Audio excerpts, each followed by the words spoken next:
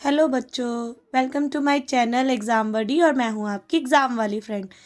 आज हम बात करते हैं क्लास 9th की एक वेरी इंपॉर्टेंट क्वेश्चन की, जो है चैप्टर पॉलिनोमियल का। ठीक है, इस क्वेश्चन के थ्रू हम बहुत सारे छोटे छोटे क्वेश्चन भी करना सीखेंगे, साथ में इस फुल क्वेश्चन को करना भी। ठीक है, तो क्यूबिक पॉलिनोमियल फैक्टराइजेशन कैसे होता है, उसके लिए आपको क्या पता होना चाहिए कि जिसकी जितनी डिग्री होती है, जिस पॉलिनोमियल की जितनी डिग्री होती है उसके उतने ही रूट्स होते हैं या जीरोज होते हैं। ठीक है, तो सबसे पहले हमें क्या करना है, इसको पी एक्स लेट करना है, पॉलिनोमियल इन एक्स। इसके बाद हमें क्या करना होता है, 6 के फैक्टर्स देखने होते हैं कि जैसे फैक्टर क्या होगा, 1 2 3 6।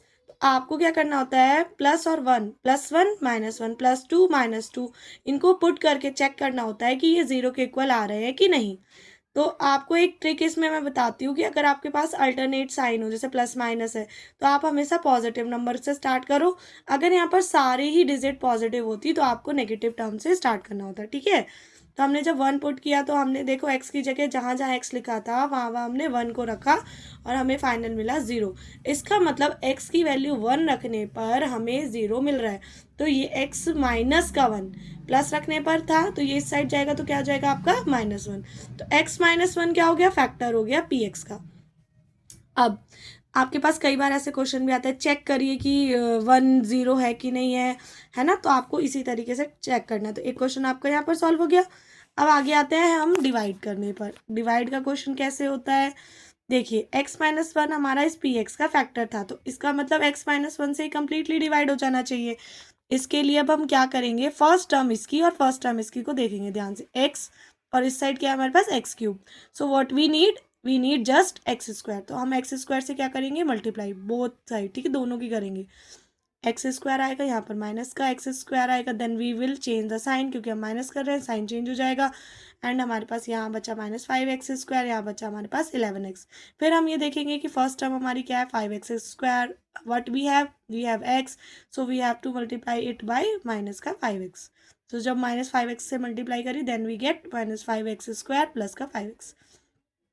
सो after subtracting we get 6x। Now ये वाला 6 हम यहाँ पर फिर से नोट करेंगे। एंड अब देखो, इसकी फर्स्ट टर्म है 6, इसकी फर्स्ट टर्म है 6x। So what we have to multiply 6 से मल्टीप्लाई करेंगे, then we get 0। That means जो ये आया है क्वेश्चन, इस x -1 ने इस टर्म्स इसको डिवाइड किया। अब हमें क्या करना है, क्योंकि हमें चाहिए थे 3 फैक्टर, हमारे पास एक आ गया है तो हमें 2 मिलेंगे यहाँ से।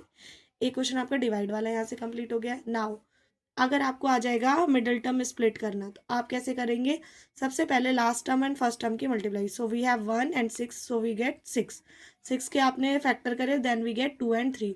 सो we have to arrange 2 and 3 in such a way that we get 5 either by subtraction और एडिशन। ठीक है, तो हमने जब इसको प्लस किया तो वी गेट 5, एंड जब हम मल्टीप्लाई करेंगे वी गेट 6।